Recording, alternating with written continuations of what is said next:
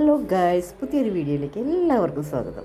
അപ്പം നമ്മുടെ എല്ലാവരുടെയും ഏറ്റവും വലിയൊരു ദുഃഖം തന്നെയാണ് മുടി നരയ്ക്കുക എന്ന് പറയുന്നത്, അല്ലേ? ഇപ്പോൾ കൊച്ചു കുട്ടികളുടെ വരെ നരയ്ക്കുന്നുണ്ട്, ഒരു 20 വയസ്സായ കുട്ടികളുടെ വരെ നരയ്ക്കുന്നുണ്ട്. അപ്പം മുടി കട്ട കറുപ്പാവാനുള്ളൊരു സൂത്രമാണ് ഞാനിപ്പോൾ ഇവിടെ പറയാൻ പോകുന്നത്. വെറും 3 ഇൻഗ്രീഡിയൻസ് മാത്രം മതി കേട്ടോ ഇതിന്. ഈ 3 ഇൻഗ്രീഡിയൻസ് വെച്ചിട്ടാണ് നമ്മൾ നല്ല മുടി കട്ട കറുപ്പാക്കാൻ പോകുന്നത് കേട്ടോ. ഇത് ഡെയിലി യൂസ് ചെയ്യണം. ഇത് കറിവേപ്പില നിങ്ങളുടെ വീട്ടിലെല്ലാവരുടെ വീട്ടിലും ഉണ്ടാവുമല്ലേ? അല്ലെങ്കിൽ അടുത്ത വീട്ടിലുള്ളവരോട് ആരോടെങ്കിലും ചോദിച്ചിട്ട് മേടിക്കുക. കടയിൽ നിന്ന് മേടിക്കാതിരിക്കാന്നല്ലേ, അതിൽ രാസവസ്തുക്കളൊക്കെ ഉണ്ടാവും. കെമിക്കൽ ചേർന്നൊന്നും ഉപയോഗിക്കരുത്. പിന്നെ ഇത് നീലമരി കേട്ടോ. നീലമരി നിങ്ങളുടെ വീട്ടിലുണ്ടാവുമെന്ന് വിചാരിക്കുന്നു. ഉള്ളവരൊക്കെ ഇതേമാതിരി ഉപയോഗിക്കുക. ഇല്ലാത്തവർ ആരുടെന്നെങ്കിലും മേടിച്ചിട്ടോ, ചിലപ്പോൾ മരുന്ന് കടയിലൊക്കെ കിട്ടുമായിരിക്കും. പൊടി ഉപയോഗിക്കാൻ പാടില്ല. പൊടിയാണെങ്കിൽ നമുക്ക് ഇഷ്ടം പോലെ വാങ്ങിക്കാൻ കിട്ടും. ഫ്ലിപ്കാർട്ടിലും ആമസോണിലൊക്കെ ഉണ്ട്. അതല്ല വേണ്ടത്. നമുക്ക് ഒറിജിനലായിട്ടുള്ള ഇലയാണ് വേണ്ടത് കേട്ടോ. പിന്നെ പനിക്കൂർക്കയുടെ ഇലയാണ് വേണ്ടത്. ഈ 3 ഇലയും കൂടി നന്നായിട്ട് മിക്സിയിൽ പൊടിച്ചെടുക്കണം. പൊടിച്ചെടുക്കുക എന്ന് പറഞ്ഞാൽ ഈ പരുവത്തിൽ, ഇതിപ്പോൾ കാണുന്ന ഈ കൺസിസ്റ്റൻസിയാണ് വേണ്ടത് കേട്ടോ. കാരണം വെള്ളമൊന്നും ഒഴിക്കാതെ വേണം നമ്മളിത് പൊടിച്ചെടുക്കാനായിട്ട്. ഇതേമാതിരി ഇത്രയും ഇതിൽ പൊടിച്ചെടുത്താൽ മതി. അപ്പോൾ ഇതിൻ്റെ നീരൊക്കെ മര്യാദയ്ക്ക് നമ്മുടെ വെളിച്ചെണ്ണയിലേക്ക് കിട്ടാൻ വേണ്ടിയിട്ടാണ് നമ്മളിങ്ങനെ പൊടിച്ചെടുക്കേണ്ടത്. അപ്പോൾ പനിക്കൂർക്കയുടെ ഇല ഒക്കെ ചേർക്കണ കാരണം തന്നെ ജലദോഷമൊന്നും ഉണ്ടാവില്ല. അതൊന്നും പേടിക്കേണ്ടായിരുന്നു. വെളിച്ചെണ്ണ നമുക്ക് ആവശ്യത്തിനുള്ള എടുക്കുക. അതേമാതിരി ഇൻഗ്രീഡിയൻസ് എല്ലാം നമുക്ക് ആവശ്യത്തിൻ്റെ കൂടുതൽ ക്വാണ്ടിറ്റി വേണമെങ്കിൽ കൂടുതൽ എല്ലാ സാധനങ്ങളും കൂടുതലെടുക്കുക. ഞാനിത് ഓരോ പിടിയാണ് എടുത്തത് കേട്ടോ. എൻ്റെ കൈ കൊണ്ട് ഒരു പിടി കറിവേപ്പില, പിന്നെ ഒരു പിടി പനിക്കൂർക്കയുടെ ഇല, പിന്നെ ഒരു പിടി നീലമരി, 3 എടുത്തിട്ടുണ്ട്. എന്നിട്ട് ഇത് വെളിച്ചെണ്ണ ഒന്ന് ചൂടായി വന്നിട്ട് ഇത് അതിലേക്ക് ഇട്ട് കൊടുക്കുക. എന്നിട്ട് പിന്നെ അത് സിമ്മിൽ തന്നെ ഇടണം കേട്ടോ, അല്ലാതെ പെട്ടെന്ന് അങ്ങോട്ട് ആക്കിയെടുക്കരുത്. സിമ്മിലിട്ടിട്ട് അതിൻ്റെ നീരൊക്കെ അതിലേക്ക് ഇറങ്ങി നല്ല ബ്ലാക്ക് കളറായിട്ട് കിട്ടും.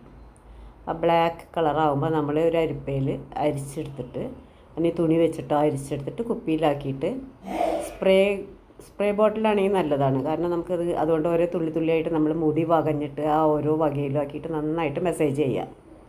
അങ്ങനെ ഒരു അരമണിക്കൂർ കഴിഞ്ഞിട്ട് നമ്മൾ കുളിച്ചാൽ മതി കേട്ടോ.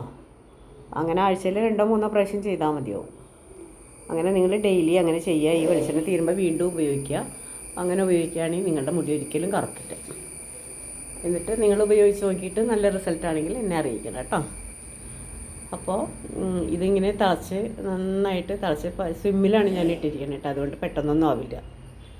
അതുകൊണ്ട് തന്നെ എല്ലാവരും ഇത് പെട്ടെന്ന് കരിച്ചെടുക്കാനൊന്നും നോക്കരുത്. കരിയാൻ പാടില്ല. എങ്കിലേ ഇതിന് നല്ല റിസൾട്ട് കിട്ടുള്ളൂ. അപ്പോൾ അതേ കളർ കിട്ടും കേട്ടോ. ഇത് ലാസ്റ്റ് ഇതിപ്പോൾ ആയിട്ടുണ്ട്. ഇനി ഇത് അരിച്ചെടുക്കണം നമ്മൾ.